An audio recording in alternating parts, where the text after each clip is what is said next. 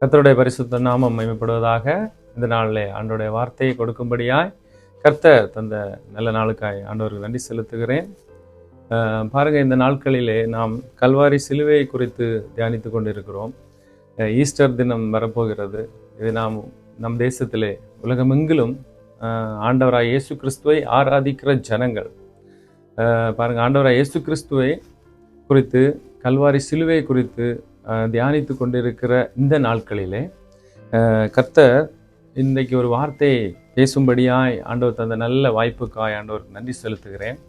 பாருங்க, கல்வாரி சிலுவையிலே ஆண்டவர் 7 பொன்மொழிகளை மொழிந்தார் என்று நாம் சிலுவை குறித்து தியானிக்கும் போது நாம் திருவசனத்திலே படிக்கிறோம். ஆண்டவராய் இயேசு கிறிஸ்துவின் சிலுவையிலே பட்ட பாடுகளை நாம் நினைக்கும் போதே அது நமக்கு ஒரு ஆசீர்வாதமாய் அமைகிறது. அந்த சிலுவை குறித்து நாம் விசுவசித்தால் மட்டுமே அந்த அவருடைய ஆசீர்வாதங்களை இந்த உலகத்திலே நாம் பெற்றுக்கொள்ள முடியும். கல்வாரி சிலுவையிலே ஆண்டவராய் இயேசு கிறிஸ்து எதற்காக 3 ஆணிகள் மீது தொங்கி கடைசி துளி இரத்தம் வரையிலும் சிந்தி தன்னுடைய ஜனத்தை மீட்கும்படியாய், நம்முடைய பிள்ளைகளை மீட்கும்படியாய், இந்த உலகத்தின் வாழ்க்கையை மட்டுமல்ல பரலோக ராஜ்யத்திலே கொண்டு செல்லும்படியாய் பாருங்க, ஆண்டவராய் இயேசு கிறிஸ்து கல்வாரி சிலுவையிலே மரித்து அடக்கம் பண்ணப்பட்டு 3வது நாள் உயிரோடு எழுந்தார் என்று நாம் பார்க்கிறோம். அப்போ ஆண்டவராய் இயேசு கிறிஸ்துவை நிறைய உலக ஜனங்களுக்கு தெரியும். எதற்காக கல்வாரி சிலுவைக்கு போனார், எதற்காக அவர் அடிக்கப்பட்டார், எதற்காக கடைசுளி இரத்தம் வரையிலும் சிந்தினார் என்பதை ஜனங்கள் உணர்ந்து கொள்ளாமல் காணப்படுகிறார்கள். அவர்களுடைய இருதயத்திலே பாருங்க, அது சாட்சியாய் துணிக்கும்படியாய் இந்த நாளிலும் ஆண்டவர் இந்த 7வது வார்த்தை, கர்த்தர் கல்வாரி சிலுவையிலே 7 விதமான பொன்மொழிகளை சொன்னார் என்ற ஆமென் கர்த்தருடைய தீர்க்க தரிசனங்கள் மூலம் வெளிப்பட்டது. ஆண்டவர் இயேசு கிறிஸ்து பேசினார். அதிலே 7வது வார்த்தை ஆண்டவர் சொன்ன காரியம் என்னவென்று சொன்னால், பாருங்க, லூக்கா 23ஆம் அதிகாரம் 46வது வசனம் சொல்லப்படுகிறது. இயேசு, பிதாவே, உம்முடைய கைகளில் என் ஆவியை ஒப்புவிக்கிறேன் என்று மகா சத்தமாய் கூப்பிட்டு சொன்னார். இயேசு பிதாவை நோக்கி பாருங்க, உம்முடைய கைகளில் என் ஆவியை ஒப்புவிக்கிறேன், என் ஆவியை ஒப்புவிக்கிறேன் என்று சொன்னால் ஏன் ஆண்டவர் அப்படி சொல்ல வேண்டும்? ஜீவனை கொடுத்திருக்கிறார் ஆண்டவர். ஹல்லேலூயா. அது எதற்காக அப்படி சொன்னார் என்று சொன்னால், பாருங்க, நாம் வாசிக்கிறோம். பிலிப்பியர் 2ஆம் அதிகாரம் 5வது வசனத்திலிருந்து சொல்லப்படுகிறது. கிறிஸ்து பாருங்க, அவர் தேவனுடைய ரூபமாயிருந்தும் தேவனுக்கு சமமாயிருப்பதை கொள்ளையாடின பொருளாக எண்ணாமல், ஆண்டவராகிய இயேசு கிறிஸ்து பாருங்க, அவர் பாருங்க சுரூபமாயிருந்து தேவனுடைய ரூபமாயிருந்தும் அவர் தேவனுக்கு சமமாய் காணப்பட்டாராம். அவர் அதை கொள்ளையாடின பொருளாய், அதை ஒரு பொருட்டாய் எண்ணாமல் பாருங்க, தம்மை தாமே வெறுமையாக்கி அவர் மனுஷ ரூபம் எடுத்து இந்த உலகத்திலே கடந்து வந்தார் என்று சொல்லப்படுகிறது. பரிசுத்த ஆவியானவர் சொல்லியிருக்கிறார், அவர் ஆண்டவரை போல உள்ள தேவனை போல ஒத்த வண்ணமுடையவர். அந்த தேவன் பாருங்க, அந்த பரலோகத்திலே இருந்த தேவன் மனுக்குலத்தை மீட்டு கொள்ளும்படியாய் இந்த உலகத்திலே கடந்து வந்தார் என்று பிலிப்பியர் மூலம் நாம் அறிகிறோம். அப்போ பிதாவே என்று கூப்பிட்டார். பிதாவே என்று ஏன் கூப்பிட்டார்? பிதா என்ன சொன்னாரோ கடைசி வரைக்கும் தன்னை தாழ்த்தி, மரண பரியந்தம் தன்னை தாழ்த்தி, பிதாவானவர் என்ன சொன்னாரோ அதை நிறைவேற்றும்படி தான் ஆண்டவராய் இயேசு கிறிஸ்து கடந்து வந்தார். அவருடைய வாழ்க்கையில வந்த பாடுகள், வேதனைகள், துக்கங்கள் பாருங்க, கல்வாரி சிலுவையில் அடிக்கப்பட்டது எல்லாமே பிதாவின் சித்தம் நிறைவேற்றும்படியாகத்தான். பிதா ஏன் ஆண்டவரால் நிச்சயமாய் பாருங்க அதை மாற்ற முடியும். ஆண்டவர் இயேசு கிறிஸ்து பாருங்க, மரணத்தை ஜெயித்தவர். அவரால் எல்லா அற்புதங்களையும் செய்ய முடியும். அவர் பாருங்க, நிறைய பேருக்கு விடுதலை கொடுத்தார், சுகம் கொடுத்தார், ஆசீர்வாதத்தை அருளினார். மரணித்த லாசருவை மரணித்து 4 நாள் ஆகிவிட்டது, மரித்து 4 நாள் ஆகிவிட்டது பாருங்க. அதன் பிறகு அந்த மனிதனை உயிரோட எழுப்பின தேவன், அந்த அற்புதம் செய்யக்கூடிய தேவன் பாருங்க, அந்த கல்வாரி சிலுவையிலிருந்து இறங்கி வர முடியும். ஆனாலும் பாருங்க, ஜனங்கள் கேலி பண்ணினாங்க. அதை அவர் பொருட்படுத்தாமல் கர்த்தருடைய பிதாவின் சித்தம், என் பிதாவை உங்க சித்தம் நிறைவேறும்படியாய் அந்த மரணம் வரையிலும் அவர் தம்மை தாழ்மையாக்கினார் என்று சொல்லப்படுகிறது பாருங்க. அப்போ அந்த வசனம் என்ன சொல்கிறது ஒரு பாருங்க, பிதாவே உம்முடைய கைகளில் என் ஆவியை ஒப்புவிக்கிறேன். அப்போ தேவன் ஒரு பரிசுத்த ஆவியானவரை கொடுத்திருந்தார். அவர் மூலம் அப்போஸ்தலர் 10:38 சொல்லுகிறது, பிதாவாகிய தேவன் கர்த்தராகிய இயேசு கிறிஸ்துவை பரிசுத்த ஆவியினால் நிறைத்திருந்தார் என்று. அந்த ஆவியானவரை பாருங்க, அந்த முழு இருதயத்தோடு கடைசியிலே பிதாவுடைய கரத்திலே ஒப்பு கொடுக்கிறேன் என்று சொன்னார். ஏன் தெரியுமா அப்படி ஆண்டவர் சொன்னார்? அது சொல்லப்படுகிறது பாருங்க, யோவான் 10ஆம் அதிகாரம் 17-18 படித்தால் தெரியும். யோவான் 10ஆம் அதிகாரம் 17-18. ஹல்லேலூயா, ஸ்தோத்திரம் ஆண்டவரே. 10:17-18 சொல்லுகிறது, அவருடைய ஜீவனை பாருங்க கொடுக்கவும் அவருக்கு அதிகாரம் உண்டு, எடுக்கவும் அதிகாரம் உண்டு என்று வசனம் சொல்லுகிறது பாருங்க. ஒருவனும் அதை என்னிடத்திலிருந்து எடுத்துக்கொள்ள மாட்டான், நானே அதை கொடுக்கிறேன். அதை கொடுக்கவும் ஜீவனை கொடுக்கவும் ஆண்டவருக்கு அதிகாரம் உண்டு. ஒருவேளை மனிதர்கள் நினைத்திருக்கலாம் அவரை அடித்து கொன்று விடலாம். அவர் சர்வ வல்லமையுள்ள தேவன் மனிதனாய் இறங்கி வந்த போதிலும் மனிதன் மரணிக்க முடியாது. ஆண்டவர் அதான் சொன்னார், அந்த ஜீவனை கொடுப்பது அவருடைய கரத்திலே.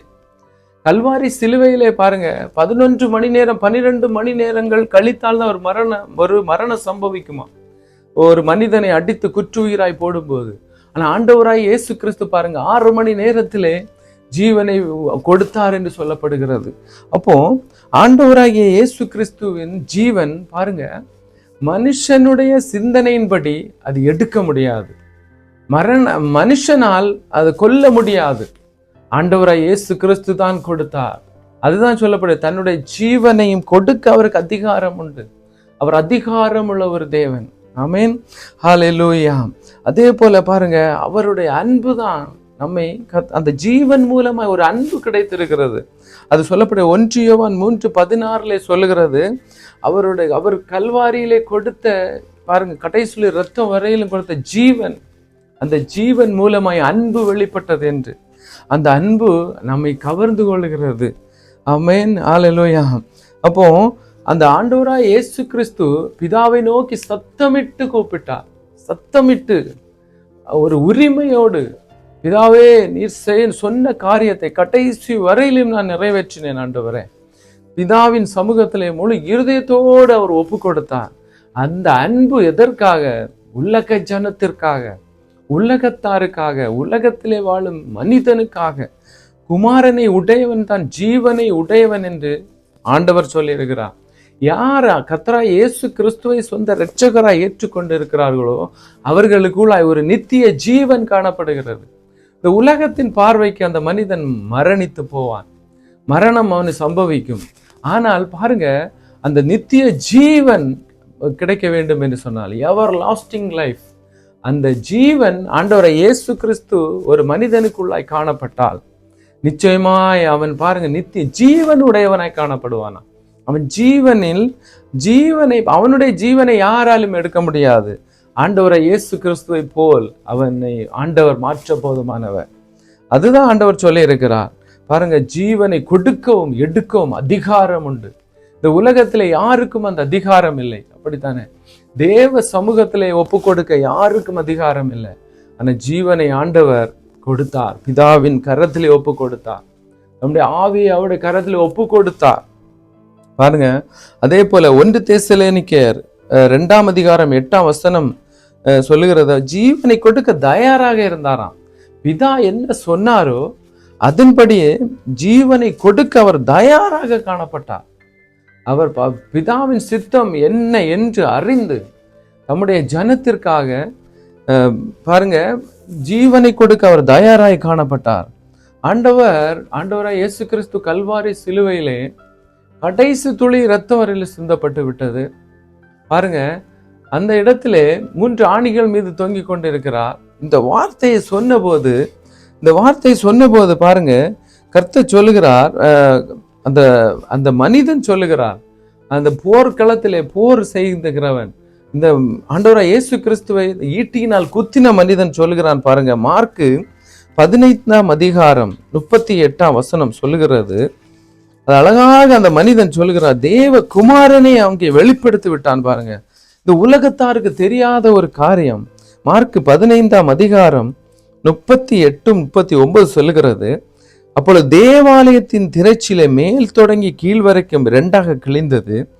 அவருக்கு எதிரே நின்ற 100க்கு அதிபதி அவர் இப்படி கூப்பிட்டு ஜீவனை விட்டதை கண்டபோது, மெய்யாகவே இந்த மனுஷன் தேவனுடைய குமாரன் என்றான். பாருங்க, ஒரு 100க்கு அதிபதி அந்த போர்க்களத்தில் அடிக்கும்படியா நின்றவன், இயேசுவுக்கு எதிராக நின்றவன் சொல்லுகிறான் பாருங்க, இவர் மெய்யாகவே தேவனுடைய குமாரன் என்று. இந்த உலகத்து மனுஷன் அப்போதே அவன் சாட்சி கொடுத்து விட்டான்.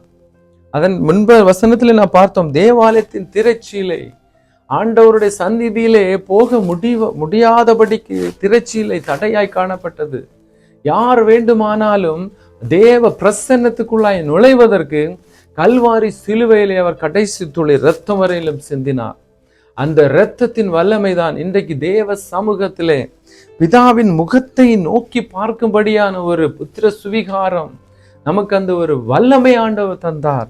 அதுதான் ஆண்டவராய் இயேசு கிறிஸ்துவை கடைசியில சொல்லப்பட்ட அந்த வார்த்தை, என்னுடைய ஜீவனை உம்முடைய கரத்திலே, என்னுடைய ஆவியை உம்முடைய கரத்திலே ஒப்பு கொடுக்கிறேன் என்று கர்த்தர் சொன்னார். பாருங்க.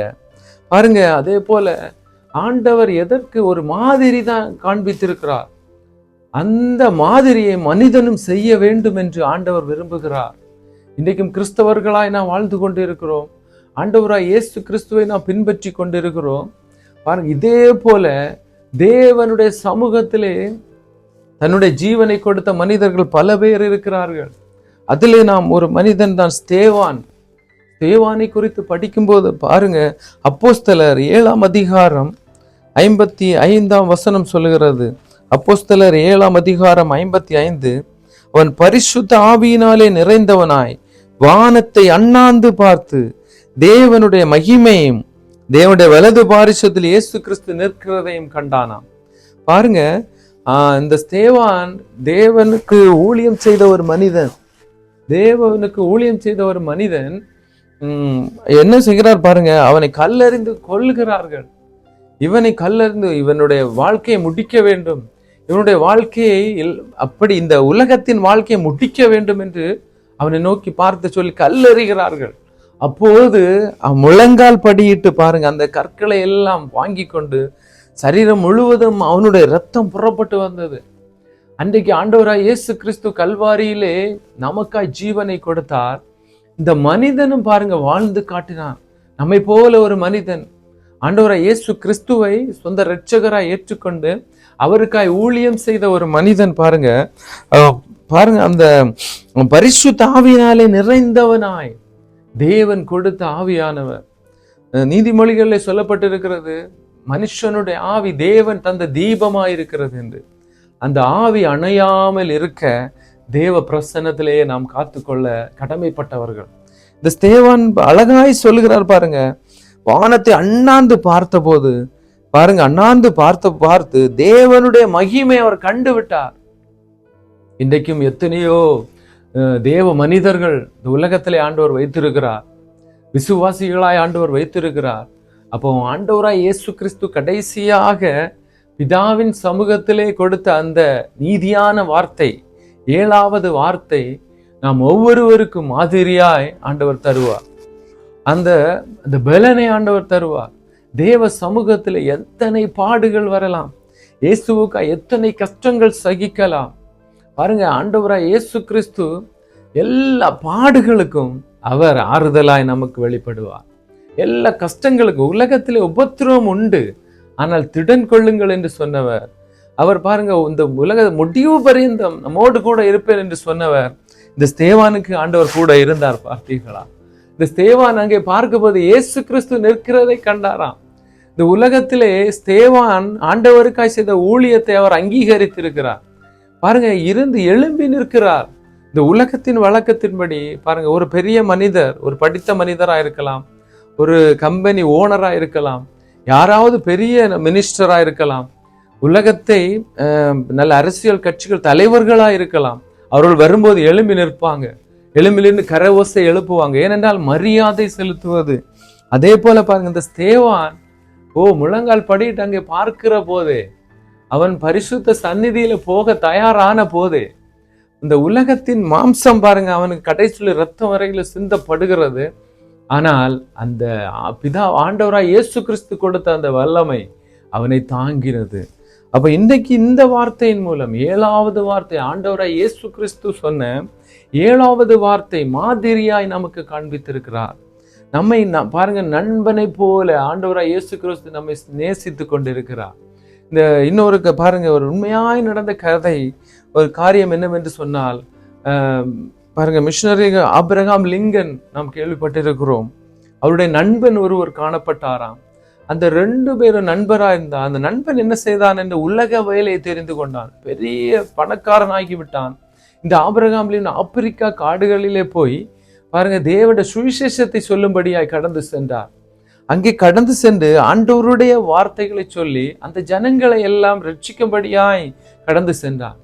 ஆனால் அந்த தேவ வார்த்தை இந்த மனுஷன் திருவசனத்தை கொண்டு பேசினதினாலே ஆப்பிரிக்கா தேசத்திலே ஜனங்கள் ரட்சிக்கப்பட ஆரம்பித்தார்கள். நோயிலிருந்து மாற்றங்கள் உண்டானது.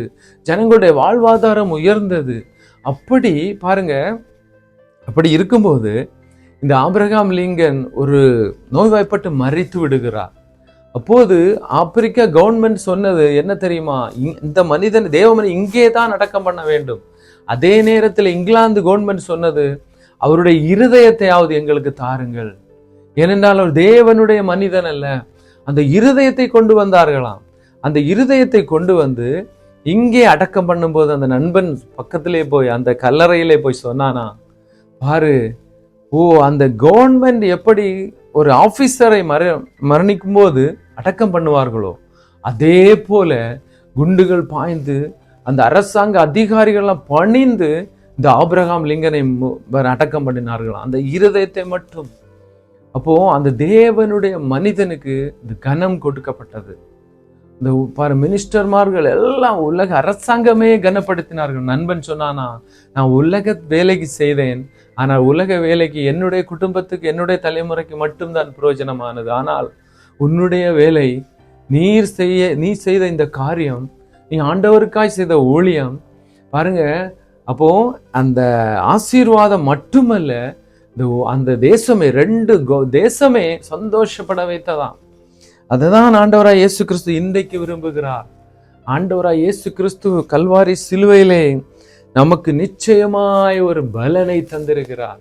கர்த்தர் பாருங்க, ஆண்டவராய் இயேசு கிறிஸ்து கல்வாரி சிலுவையிலே 7 பொன்மொழிகளை மொழிந்தார். 7வது வார்த்தை பாருங்க, அதோட ஹல்லேலூயா, தேவனுடைய பிதாவானவர் சொன்ன காரியம், இயேசு கிறிஸ்துவை கொண்டு என்ன காரியத்தை முடிக்க வேண்டுமோ, தன்னுடைய தேவகுமாரனாகிய இயேசு கிறிஸ்துவை கொண்டு இந்த பூமியிலே வாழ்ந்து என்ன விஷயத்தை, எந்த காரியத்தை ஜனத்தை ரட்சிக்கும்படியாய், விடுதலைகள் கொடுக்கும்படியாய், அது எந்த காரியம், இந்த 7வது வார்த்தையோடு முடிந்தது பாருங்க. அப்போ ஆண்டவராகிய இயேசு கிறிஸ்து நமக்கு ஒரு பாருங்க, ஒரு நண்பனை போல அந்த ஆவியானவரை நாம் பெற்றுக்கொண்டு நாம் வாழ்வோம் என்று சொன்னால் நிச்சயமாய் ஆண்டவர் பெரிய காரியங்களை செய்வார். இதே போலதான் ஸ்தேவானை போல, பவுல் அதே போல ஜீவனையும் கொடுக்க தயாராய் காணப்பட்டார். ஸ்தேவான், பவுல், பேதுரு அது போல உமக்கு என் ஜீவனை கொடுப்பேன் என்று தைரியமாய் சொன்னார். இப்படி நாம் ஆண்டவருடைய பிள்ளைகளாய் நாம் வாழும்போது இந்த காரியத்திலே நாம் கற்றுக்கொண்ட காரியம் என்னவென்று சொன்னால் பாருங்க, கர்த்தர் எப்போதும் நமக்கு துணையாய் இருக்கிறார். அதுதான் பிதாவானவர் நோக்கி பார்க்கும்போது ஆண்டவராய் இயேசு கிறிஸ்து எப்படி கடைசியிலே சொன்னாரோ, என்னுடைய ஜீவனை உம்முடைய கரத்திலே ஒப்பு கொடுக்கிறேன் என்று, அதே போல இன்றைக்கு ஆண்டவராய் இயேசு கிறிஸ்துவை நாம் பின்பற்றும் போது நாம் அப்படி செய்ய தயாராய் இருப்போம் என்று சொன்னால் ஆண்டவர் நம்மை எழுந்து நின்று நம்மை வரவேற்கிறவராய், நம்ம பரலோக ராஜ்யத்திற்கு நம்மை எடுத்து செல்வதற்கு, அந்த நித்திய ஜீவன், இயேசு கிறிஸ்துவை ஏற்றுக்கொண்டவன் ஜீவனை உடையவன். அவன் இங்கே மாம்சத்திலே மரணம் அடைந்தாலும் பிதாவானவர் அவனை கனம் பண்ணுவார். அவருக்கு ஊழியம் செய்கிறவர்களை கனம் பண்ணுவார். இந்த வார்த்தையினால், இந்த வார்த்தை கேட்ட அனைவருக்கும் அந்த விசுவாசம் நம்முடைய வாழ்க்கையிலே கடந்து வரட்டும். தேவன் தாமே இந்த வார்த்தையினால் ஒவ்வொருவரையும் ஆசீர்வதிப்பாராக. இந்த நேரத்திலும் ஒரு நிமிடம் கண்களை மூடி, ஆண்டவராய் இயேசுவே உம்முடைய வார்த்தைகளை நாங்கள் தியானித்தோம் தகப்பனே. இந்த பரிசுத்த வல்லமையினாலே நடக்க நீர் எப்படி ஆண்டவரே உமக்கு தந்த பரிசுத்த ஆவியானவரை பிதாவின் சமூகத்தில் ஒப்பு கொடுத்தீரோ, அதே போல நாங்கள் தயாராக இருக்கிறோம் என்று உள்ளத்தின் ஆழத்திலிருந்து ஒவ்வொருவரும் ஆண்டவர் சமர்ப்பிக்க கிருபை செய்யுங்க. கலங்கமில்லாமல் உங்க நாமத்தை பிரஸ்தவப்படுத்த கிருபை செய்யுங்க. தைரியமா உங்க நாமத்தை உயர்த்த கிருபை செய்யுங்க. இந்த வார்த்தையை கேட்ட ஒவ்வொருவரையும் ஆசீர்வதிங்க. இயேசுவின் நாமத்தில் ஜெபிக்கிறோம் நல்ல பிதாவே. ஆமென், ஆமென்.